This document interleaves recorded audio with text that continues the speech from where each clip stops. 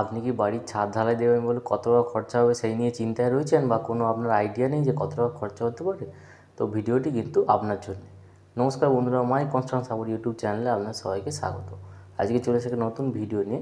আজকে আমরা আলোচনা করব যে 1000 স্কোয়ার ফিট একটা বাড়ির ছাদ ঢালাই দিতে কত টাকা খরচা হতে পারে এবং কতটা পরিমাণ মাল লাগতে পারে, কতটা লোহা, কতটা বালি, কতটা সিমেন্ট লাগবে এবং লেবার খরচা কত হতে পারে সেই নিয়ে আজকের ভিডিওটি। তো চলুন ভিডিওটি শুরু করা যাক। প্রথমেই বলে রাখি, ভিডিওটি ভালো লাগলে অবশ্যই লাইক করবেন এবং চ্যানেলটি সাবস্ক্রাইব করবেন এবং ভিডিওটিকে বন্ধুদের সাথে শেয়ার করবেন। ধন্যবাদ। তো দেখুন, আমি এখানে একটা ছবি এঁকে নিয়েছি স্ল্যাবের।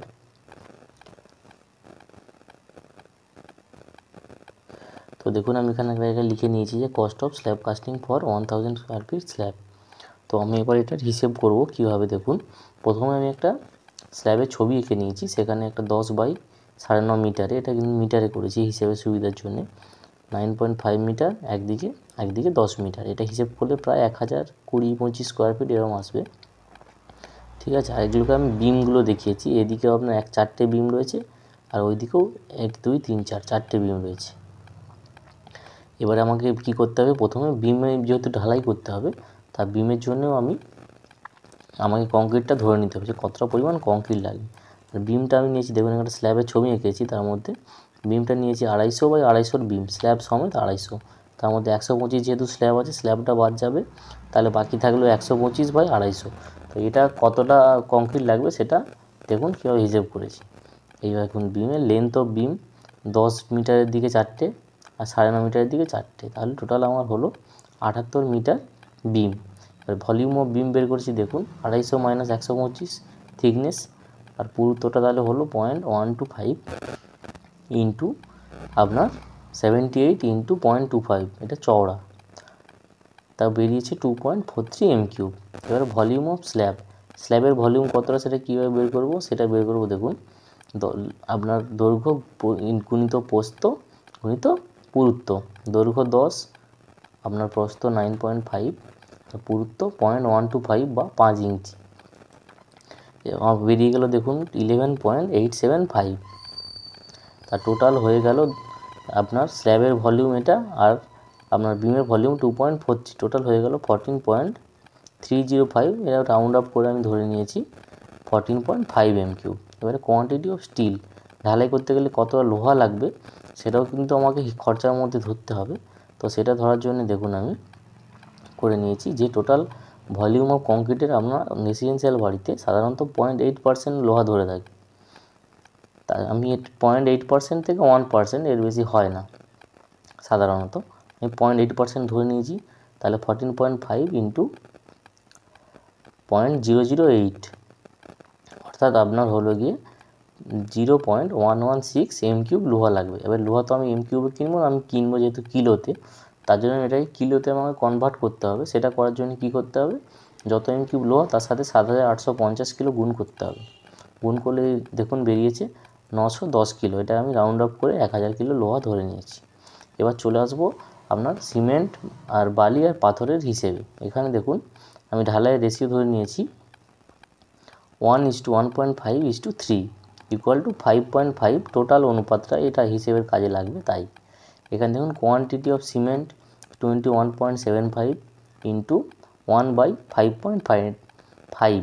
এবার এই 21.75 আমি কীভাবে পেলাম, আজকে আলাদাভাবে দেখাইনি, যেহেতু অনেক ভিডিওতে দেখিয়েছি যে আপনার যে ভলিউমের কংক্রিট হবে তার সাথে 1.54 আমাকে গুণ করতে হবে ভলিউমটা কনভার্ট করার জন্য। তার জন্য আমি কি করছি, 14.5-এর সাথে 1.54 গুণ করে আমি পেয়েছিলাম 21.75।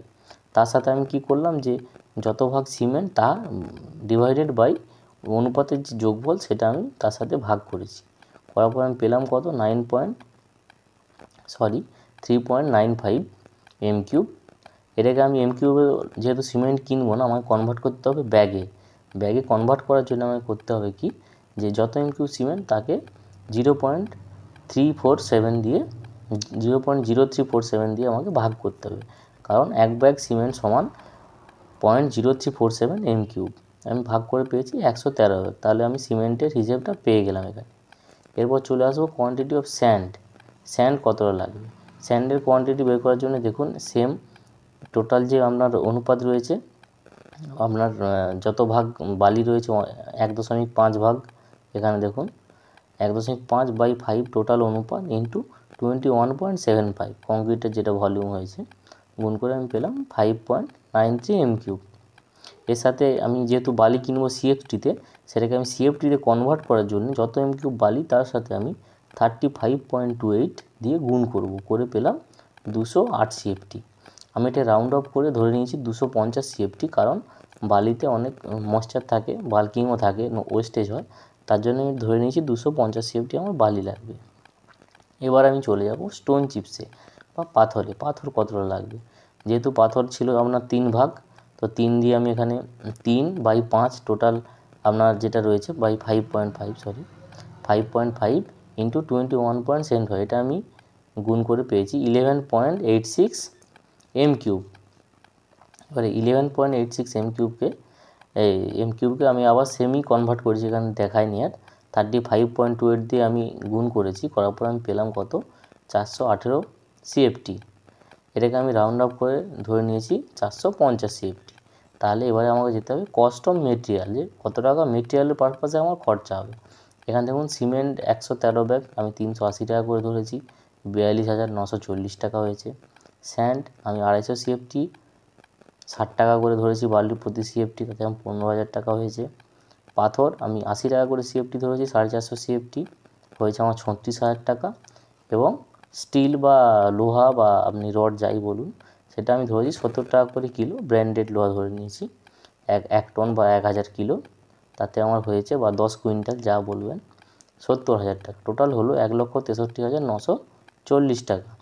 এবার চলে যাব cost of labour. Cost of labour দেখুন আপনার 15 m3 ঢালাই 14.5, সেটা আমি 15 ধরে নিয়েছি। আমি 1 m3 ঢালাই করতে 800 টাকা লেবার কস্ট আমি ধরে নিয়েছি। আপনার এলাকার যদি এর থেকে একটু বেশি হয় বেশি ধরবেন, যদি কম হয় কম ধরবেন। অ্যাপ্রক্স 800 টাকার কাছাকাছি খরচা হয়।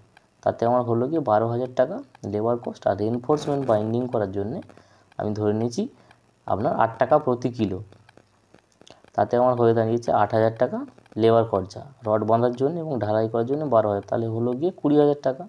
এবার টোটাল খরচা দেখুন 1,63,940 material cost plus labour cost 20,000 টাকা, তাহলে হলো 1,83,940 টাকা। এই হলো গিয়ে 1,000 স্কোয়ার ফুট ছাদ ঢালাই করতে খরচা। আপনার এরিয়া যদি মাল মেটেরিয়ালের দাম আলাদা হয় আপনি আলাদা ধরবেন, কোনো তাদের রেজাল্ট একই আসবে।